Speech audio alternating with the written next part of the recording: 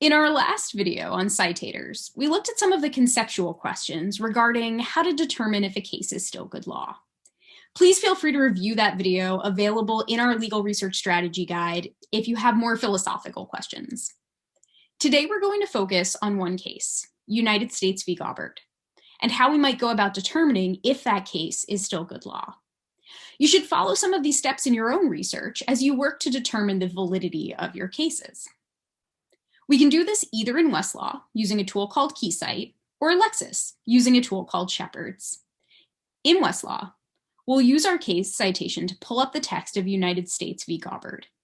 We immediately notice that there is a yellow flag, which indicates that we should proceed with caution if we want to rely on this case. Let's see if we can figure out why. First, let's look at the case history to see if the case was appealed.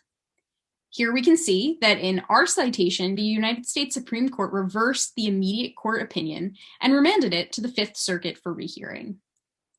We might look at the decision from the Fifth Circuit to determine if anything in the rehearing decision affects our issues. We can do that by clicking on the link in box C. When we click on this option, we can see that it affirmed the court's decision in all respects. Therefore, this later opinion is not the issue that raised concerns. Let's return to where we were previously and check out the negative treatment tab. Notice how our main screen in Westlaw provides clues right on the document page to help guide you to the most negative treatment.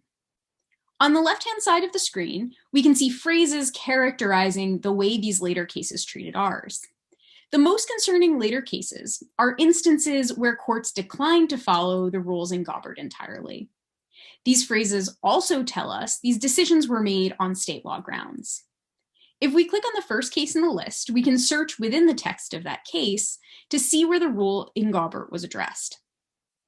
Note that in Sue, the court is quite critical of the Gaubert standard. If our facts were set in Hawaii, these concerns would be especially pressing and may cause us to choose not to use Gaubert, even if Gaubert remains good law in other jurisdictions.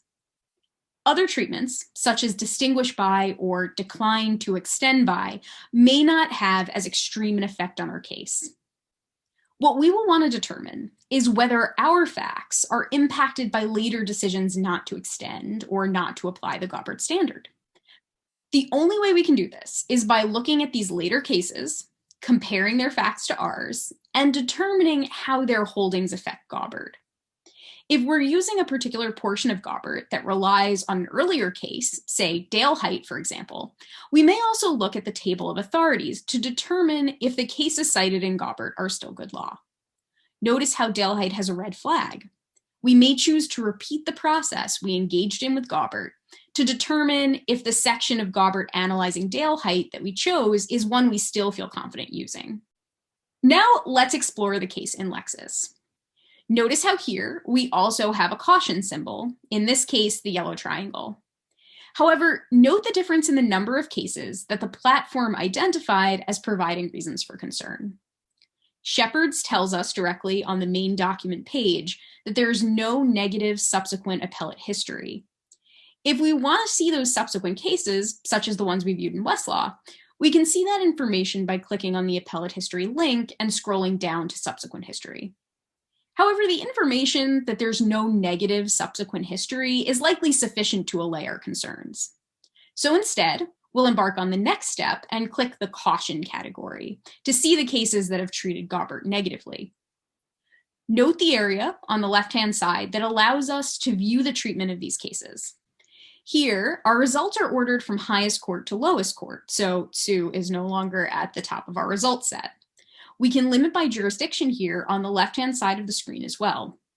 One handy feature in Lexis is that as we scroll through our results here, we can see snippets of the text from the subsequent cases where our case was distinguished, without having to leave the page we're on. The snippets will not be sufficient to get the full picture in every instance, but can be helpful in some. For example, let's take a look at Cole.